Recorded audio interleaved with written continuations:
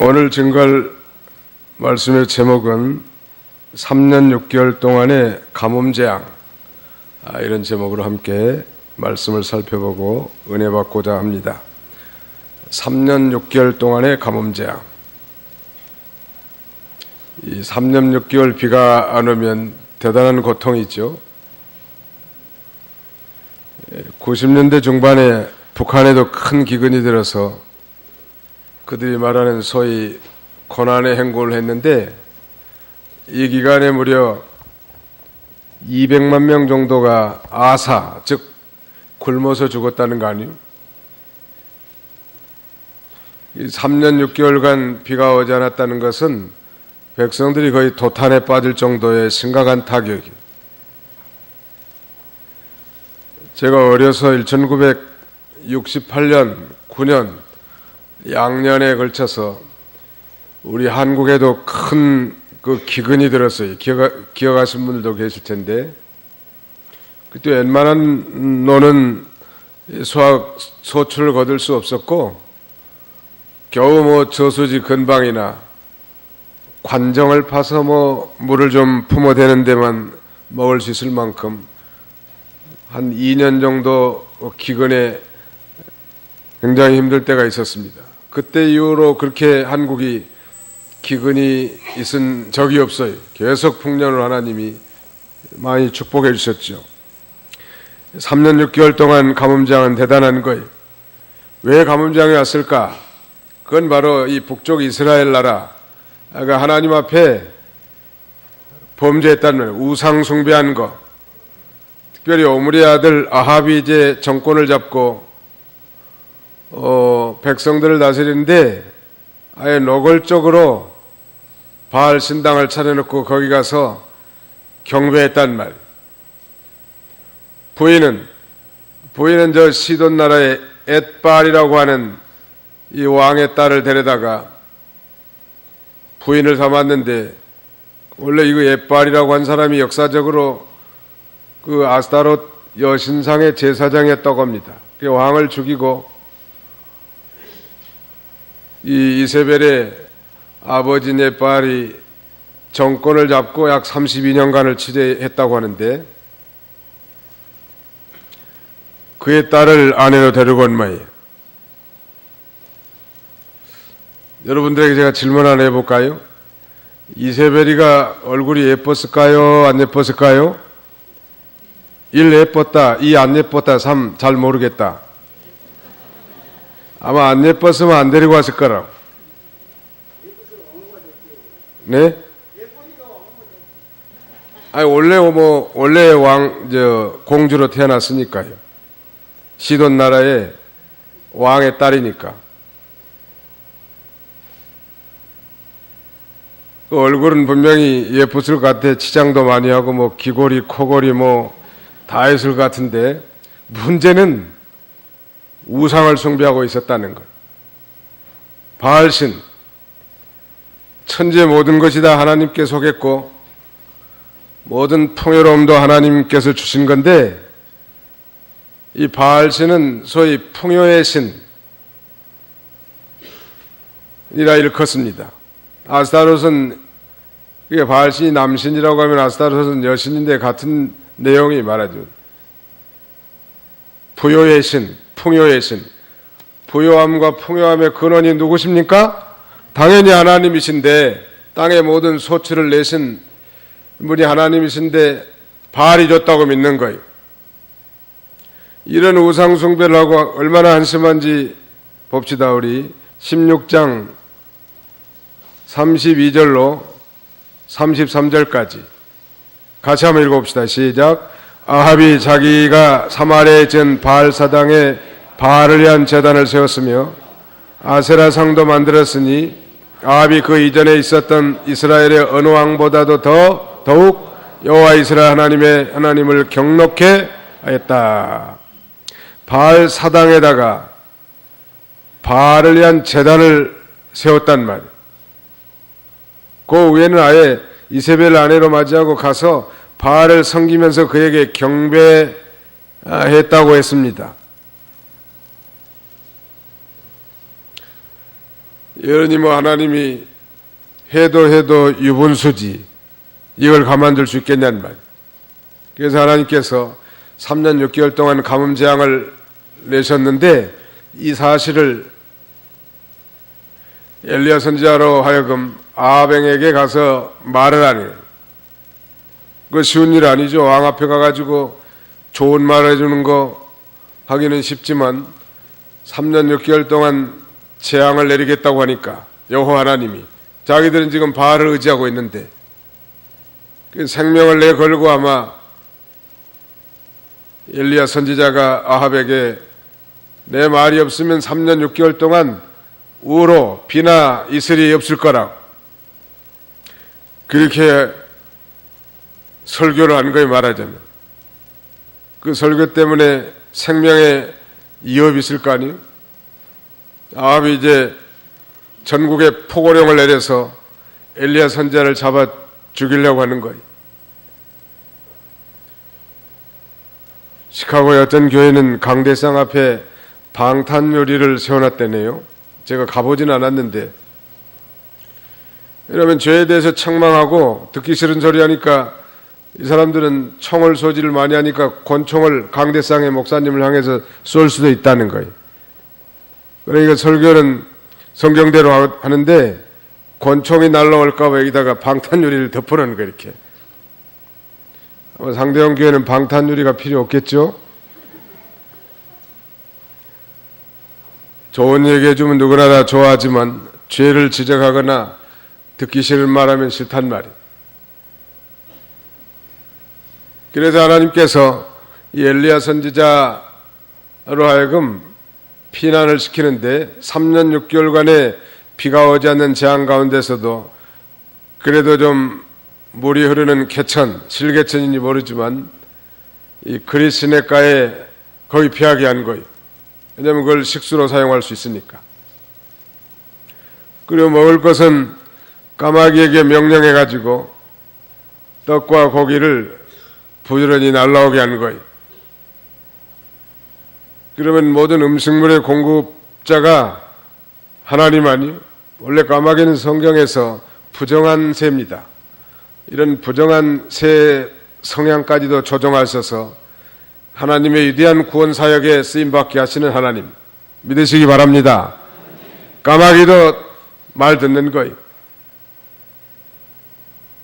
미국에 가보니까 까마귀들이 더 살이 퉁퉁 쳤더라고. 잘 먹어서 그런 거예요.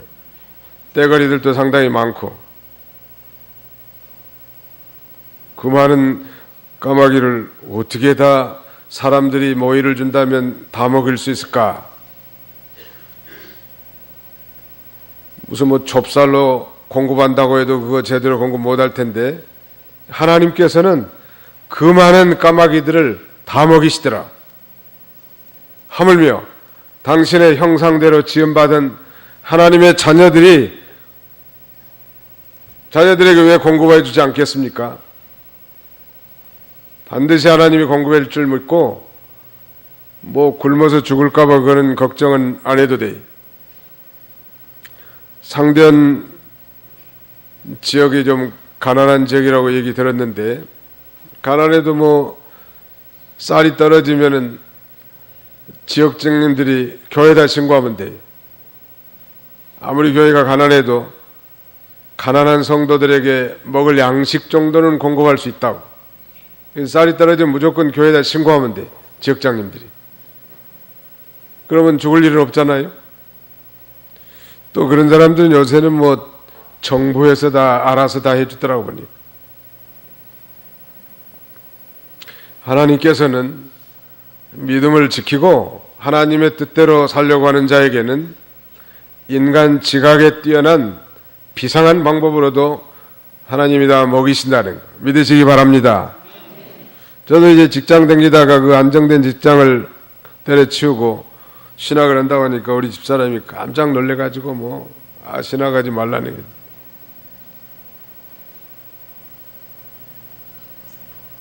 먹을 것을 어떻게 공급하겠는가. 그래서 어떤 생각을 좀 했는가 하면 기독교 서점을 한번 해볼까 아니면은 가락시장에서 과일 좀 떼다가 미역 하나 사서 좀 생활 수단으로 좀 쓸까 그런 생각도 해봤습니다. 아직까지 리어카를 산 적이 없고 가락시장에 가가지고 뭐 과일 뗀 적이 없어. 오히려 가락 동부교회로 가가지고 과일만 뭐 아주 입이 지가 나도록 먹었어요. 하나님의 일을 하겠다고 나서고 믿음을 쓰면 하나님이 다 먹을 것은 다 공급해 주시는 거예요. 까마귀를 예비해 가지고. 우리 성도들도 마찬가지예요. 동일하게 하나님 제일주의, 하나님만 바라보고 믿음으로 살면 하나님의 별스러운 까마귀를 동원해 가지고 살게 하시는 거예요. 믿으시기 바랍니다. 그게 믿음 아니요? 아니 뭐 교회 가서 열심히 예배드리고 하나님을 믿는다고 해놓고 염려, 근심, 걱정은 다 혼자 다 자기가 하고 있고 신앙 따로 생활 따로. 부산에 자갈시장 가면은 따로 국밥 있는데 따로따로 넣는 거예요. 신앙 따로 자기 생활 따로, 종교 생활 따로 자기 삶 따로. 얼마나 그 피곤한 일이에요.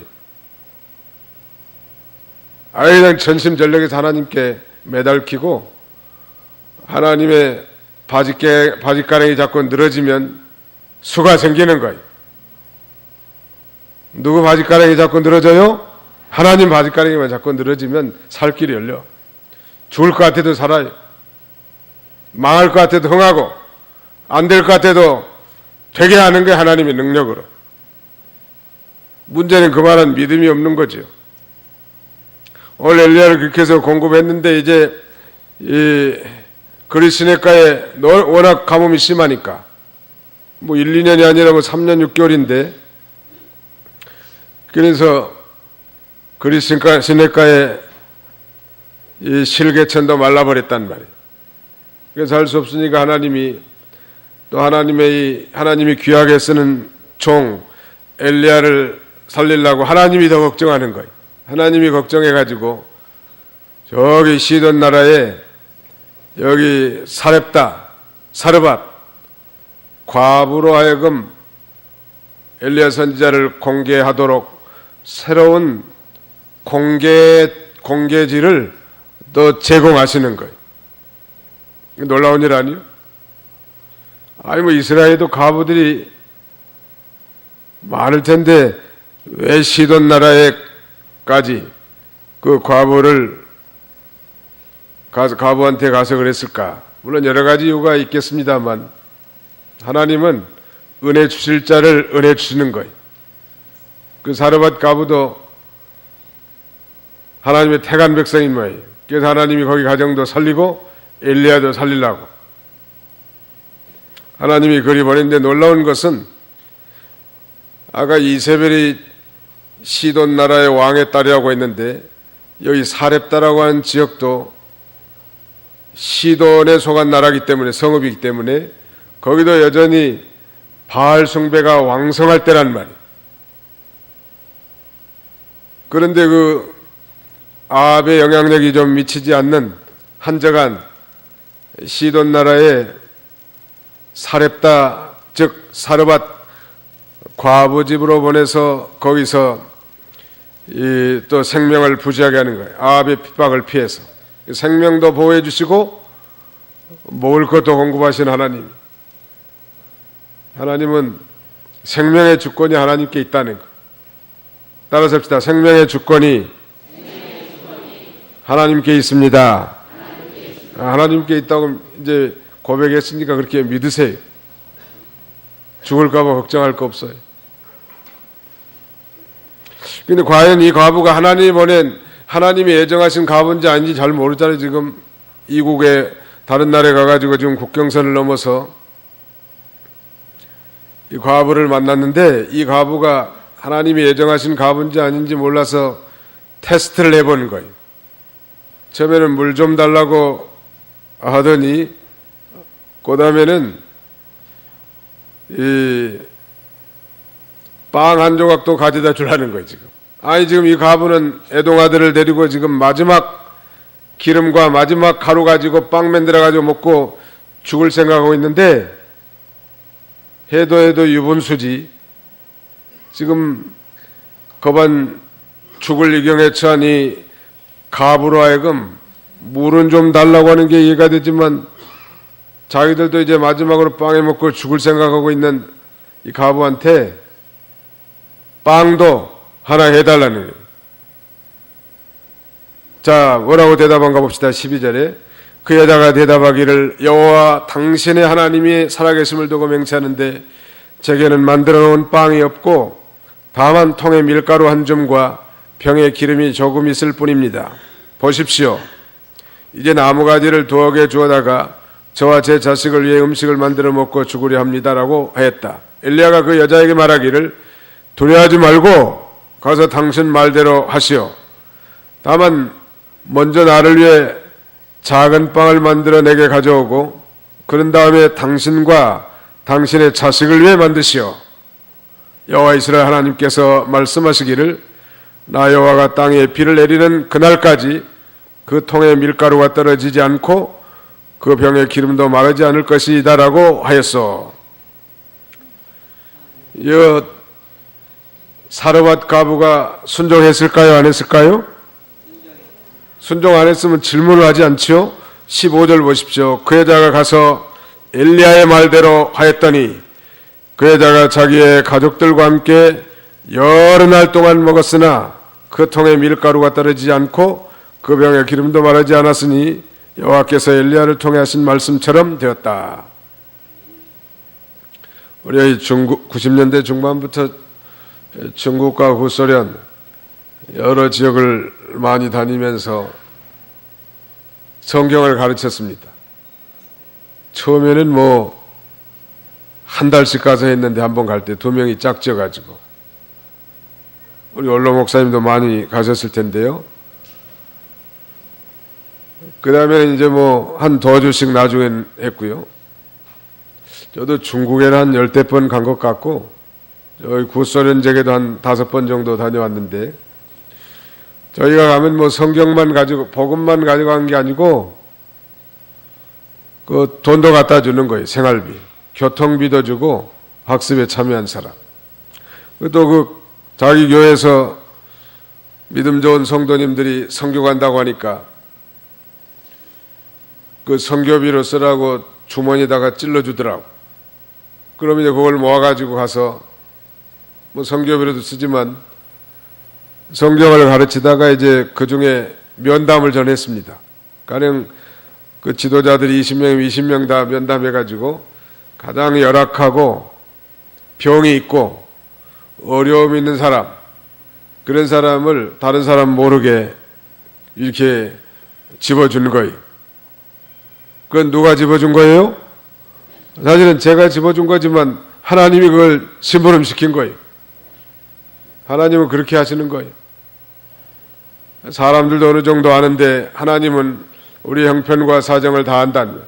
그 사람들도 먹고 살기가 상당히 열악한 사람들인데 그 내내 학습만 받고 성경만 배운다고 하면 가정도 꾸려야 되고 그 생활비도 있어야 되겠는데 어떻게 하겠냐는 말. 하나님이 또 선한 손길을 통해서 그렇게 공개하게 하고 대접하게 한다는 말. 하나님이 하시는 일은 그렇게 하는 거예요. 물론 오른손이 하는 걸 왼손이 모르게 하지만 또 어느 정도는 다 알게 돼요. 엘리야 선지자를 이 사르밧 과부가 3년 6개월 동안 내내 비가 오지 않는 흉년 가뭄 가운데서도 이 통에 가루가 없어지지 아니하고 병에 기름이 닿지 않도록 계속 먹을 수 있게 하나님이 해주시는 기적적인 역사죠. 그러니까 이 사르밧 가부도 믿음이 좀 있었던 것 같아요. 왜냐하면은 엘리야가 그렇게 말하면 그건 당신이 지금 정신이 있어 없어 그걸 말이라고 하느냐고 이렇게 해도 대꾸했을 법한데 엘리야가 하나님이 주신 말씀을 그대로 전하니까 그대로 믿고 그대로 순종하니까 기적이 나타난 거예요. 이 기적이라고 하는 건 하나님의 말씀을 가감하지 않고 그대로 믿고 그대로 순종하면 기적이 나타나는 거예요. 믿으시기 바랍니다. 우리 생활 가운데 믿음을 쓰라는 말은 그거예요. 믿음을 써먹으라고. 믿음을 쓴다는 건 자신의 이 환경 속에서 하나님이 내게 주신 말씀을 받았으면 그저 한번 듣고 뭐 은혜 받았다고 끝난 게 아니고 그 말씀을 그대로 받아서 그대로 믿고 그대로 순종하는 거예요. 그러면 기적이 나타나요. 믿으시기 바랍니다. 하나님 말씀을 듣기는 들어도 믿지 않고 순종하지 않으면 기적이 안 나타난다. 가나 혼인잔치집에도 그 다른 연회장에 있었던 사람들은 잘 몰랐지만 물떠온 하인들은 알더라. 이 말은 순종하는 자들은 알더라. 기적이 어떻게 일어난지. 순종한 사람들 안다고. 너희가 믿으면 하나님의 영광을 볼 것이오늘. 나사렛 무덤 앞에서도 예수님이 그렇게 말씀하지 않았습니까? 믿고 순종하면 하나님의 영광을 체험하게 되는 거예요. 형편과 환경만 바라보는 건 그건 믿음이 아니라, 그런 면에서 이스라엘에도 많은 과부들이 있었지만 특별히 이 시돈 나라의 이 과부에게 은혜를 베푸시는 하나님이시 살게 하셨단 말. 우리 누가복음 4장 25절 26절 한번 읽어주세요. 누가복음 4장 25절 26절입니다. 내가 참으로 너희에게 말하니 엘리야 시대에 3년 6개월 동안 하늘이 닫혀서 온 땅에 기근이 심하게 되었을 때에 이스라엘에 많은 과부들이 있었으나 엘리야는 그들 가운데 그 누구에게도 보냄을 받지 않고 오직 시돈 지방 사렙다의 한 과부에게만 보냄을 받았다. 예, 이 사렙다 과부도 이 바알신, 즉 우상을 섬기는 그런 문화권에 살았는데 하나님은 그 중심을 보시고 선지자 엘리야를 보내서 선지자도 살리고 자기도 사는 길을 선택한 거예요. 우리가 신약시대에 너희는 먼저 그의 나라와 의를 구하라. 그리하면 이 모든 것을 너희에게 더하시리라. 이거 영어를 자꾸 써서 죄송합니다만 소위 priority, 우선순위. 지혜로운 사람은 뭐가 우선인가를 아는 거예요. 이 priority를 정확하게 아는 거예요. 좀 미련한 사람들은 나중할 일을 먼저 하고 먼저 할 일을 나중하는 거예요. 지혜로운 사람은 먼저 할 일이 뭐고 나중할 일이 뭔지를 안다고. 우리는 먼저 믿는 일이에요. 우리의 본업은 믿는 일이고 부업은 세상 일이에요. 믿으십니까? 그렇게 살면 다 신앙에 성공할 거라고. 대개는 다 반대로 하죠. 믿는 일을 사이드 잡 정도로 생각하고 그 다음에는 그 반대로 생각한다. 믿는 일을 본업처럼 여기고 세상 일을 부업처럼 나간 사람들은 반드시 신앙생활에 성공하게 되어 있습니다. 많은 이스라엘 과부가 있었지만 유독 이 엘리야에게, 즉 이방 과부 공개를 받게 한 것은 그건 선민 이스라엘 백성들의 수치요, 이방인들에게는 긍지고 큰 기쁨이 되었다고 할 수 있겠습니다. 우리는 아무리 이 캄캄한 흑암 속에서도 하나님의 구원의 빛이 역사할 수 있음을 이렇게 깨달을 수 있는 거예요. 그 시돈 나라는 완전 우상 섬기는 캄캄한 땅 아니에요? 그런 땅에서도 하나님께서는 구원의 역사가, 구원의 빛이 비추게 하시는 하나님, 우리가 포기할 거 없다고. 요새 무슬림권이 캄캄한 세계인데 거기서 뭐 순교한 선교사님들이 얼마나 많아요. 이북도 마찬가지. 그래도 하나님께서는 그런 곳에도 다 빛이 비추게 하실 수 있는 전능하신 하나님이신 것입니다. 그런데 문제가 생겼습니다. 17절. 이 일들이 있은 후에 그 집 여주인의 아들이 병들었는데 병이 매우 심해서 끝내 숨을 거두고 말았다.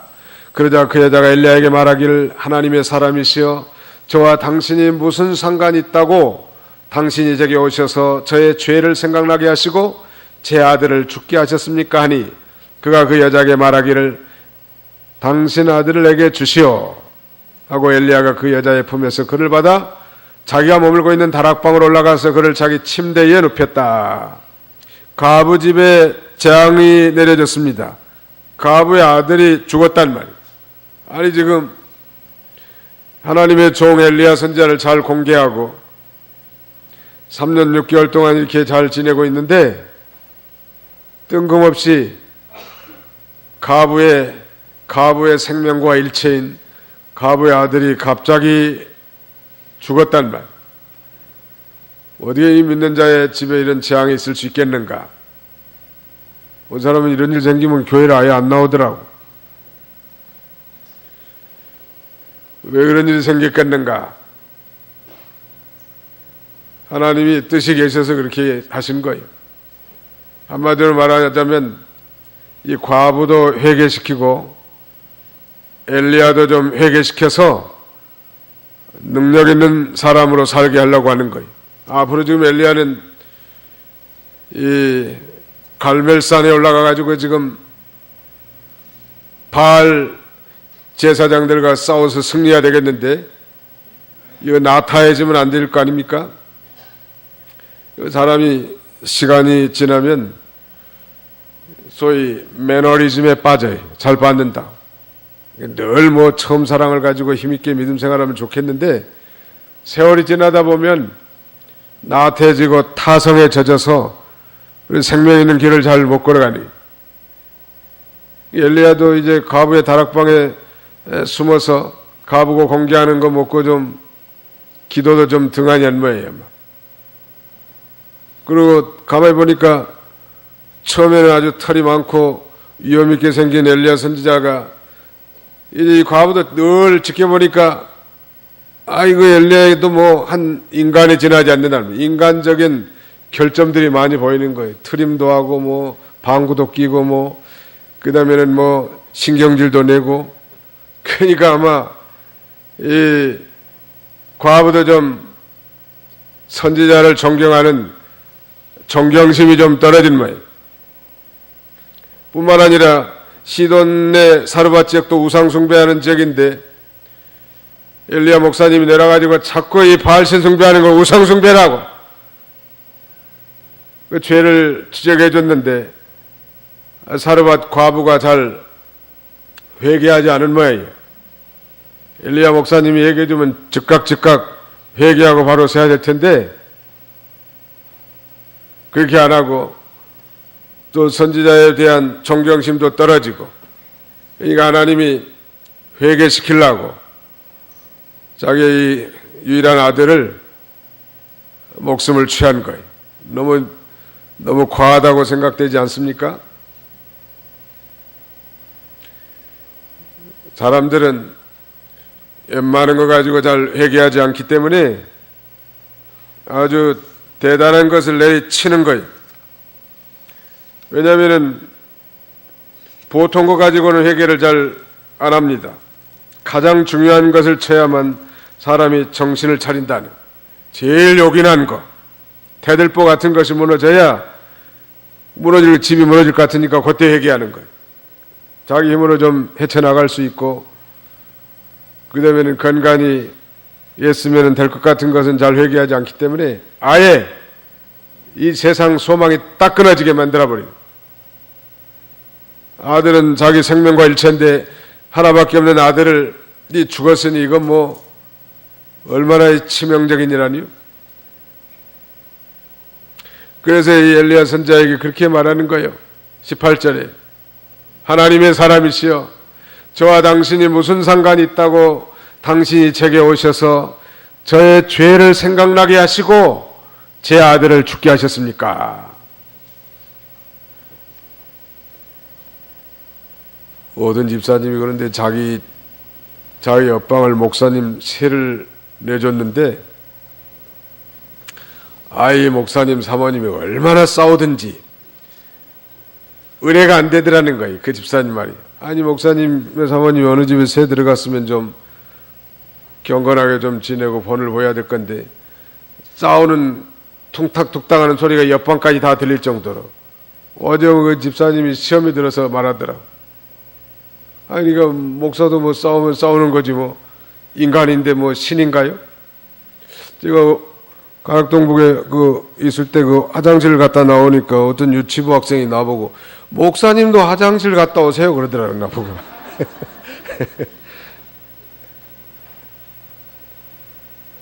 아니, 가까이 지내다 보면 미운정, 고운정 다 드는 거고, 허물과 약한 점, 인간적인 결점이 다 보이는데, 그걸 덮어주고, 그러면서도 하나님의 종으로 존경하고 나간 게 진짜 믿음 아니요? 근데 가만히 보니까 엘리야 목사님이 좀 게으르단 말이에요. 다락방에 올라가가지고 기도나 남생한다고 하고, 방구 소리도 붕붕 끼어싸니까 1층까지 다 드리고, 그 다음에 주는 음식은 잘만 먹고, 그래서 존경심이 뚝 떨어지는 거예요. 사실은 성도가 하나님의 종에 대한 존경심이 있을 때 그가 전파하는 하나님의 말씀에 대해서도 은혜를 받는 것입니다. 그래서 우리가 입조심하는 거예요. 부모들이 하나님의 종들 비난하는 거 이거 아이들 듣는 데서 하면 그건 신앙에 유익이 되잖아요. 전에 저도 어떤 부흥사로부터 들은 얘기인데, 어전 그 마을에 아주 고약한 사람이 있는 모양이에요. 근데 그 양반은 말할 때마다 놈자를 붙인다네요. 목사 그놈, 장로 그놈. 아예 말할 때마다 그렇게 놈자를 붙인다는 거예요. 근데 그 집 부인이 교회를 나왔는데 이제 목사님, 장로님이 신방을 했단 말이에요. 얘들이 아주 신기하잖아요. 신방하니까. 그 아주 뭐가 떨어지도록 달려가면서 자기 아버지한테 하는 말이, 아버지, 놈들이 몰려옵니다. 자기 아버지가 얘기하니까 아버지가 맨 목사 이놈, 장로 저놈 하니까 놈 하니까 그 아이도 배워가지고 놈들이 지금 몰려온다는 거예요, 자기 집에. 아무튼 부모가 그렇게 무시하면 자녀들도 은근히 다 배우는 거예요. 부모가 벌벌 떨면서 아주 주의 종들을 섬기려고 하는 마음을 보면 자녀들이 그걸 배워서 자기들도 그렇게 또 본받아요. 그러니까 그 종을 통해서 증거한 말씀이 권위가 있고 또 은혜가 되고 생명력이 넘치는 거예요. 그래서 회개시키려고 여러 가지를 해결시키려고 이 과부의 아들을 죽인 거예요. 징계한 거예요. 그래서 이제 엘리야가 그 아이를 달라고 해가지고 자기 다락방으로 올라가서 그를 자기 침대에다 눕혔습니다. 20절 보십시오. 그리고 그가 여호와께 부르짖으며 말하기를, 여호와 내 하나님이시여, 주께서 제가 머물고 있는 이 과부에게까지 재앙을 내려 그 여자의 아들을 죽게 하십니까? 하고 아위 위에 3번 몸을 펴서 엎드리고 여호와께 부르짖으며 말하기를, 여호와 내 하나님이시여, 제발 이 아이의 혼이 다시 그에게로 돌아오게 하소서 하니, 여호와께서 엘리야의 음성을 들으시고 아이의 혼이 그에게로 다시 돌아오게 하심으로 그가 살아났다. 엘리야가 아이를 안고 다락방에서 집 안으로 내려와 그의 어머니에게 넘겨주며 말하기를, 보시오, 당신의 아들이 살아났소 하니, 그 여자가 엘리야에게 말하기를, 이제야 당신이 하나님의 사람이시며 당신의 입에 있는 여호와의 말씀이 진실하다는 것을 깨달았습니다 하였다.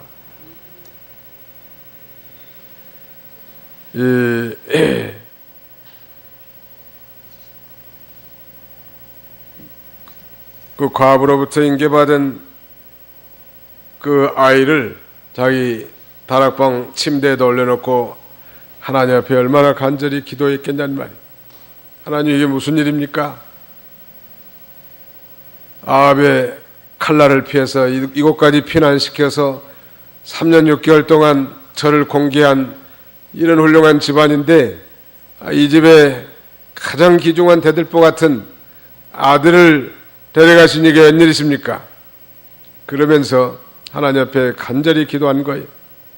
아이 위에 3번 몸을 펴서 엎드리고 여호와께 부르짖지 말하기를, 여호와 내 하나님이시여, 제발 이 아이의 혼이 다시 그에게로 돌아오게 하소서. 왜 엎드렸을까? 아이 위에 3번 몸을 펴서 그 아이도 연약한데 거기다 엎드렸다는 거예요. 이것은 그 아이와 하나가 되는 체유라는 신앙, 아이를 사랑하고 체유라는 그런 신앙이란 말. 이건 굉장히 중요한 거예요. 오늘날도 죽은 사람 살리는 비결이 그거예요. 진정으로 사랑하고 죽은 아이를 자기 몸과 같이 사랑하고 자기가 죽은 것처럼 체유하고서 하나님 앞에 기도하는 거예요. 주일학교 교사들도 그 아이들, 죽은 아이들 그렇게 살리는 거예요. 진정으로 사랑하고 그 아이와 하나가 된 것처럼 그 아이의 문제를 그 부모의 간절함과 같은 간절함으로 채우라고 간절히 기도하는 거예요. 그래야 살아나요. 지역장님들 마찬가지.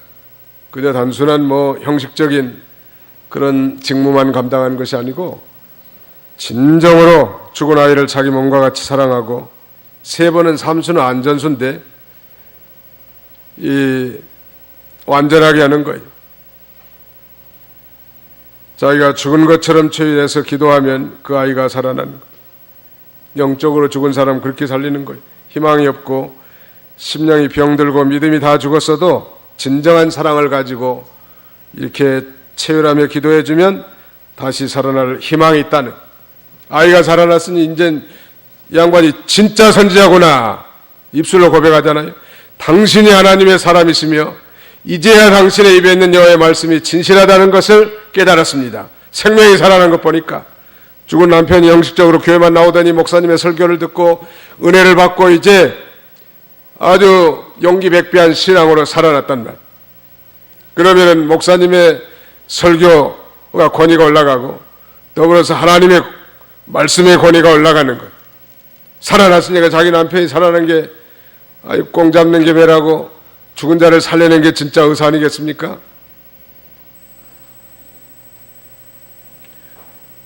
죽은 자가 벌떡벌떡 교회에서는 살아나야 돼.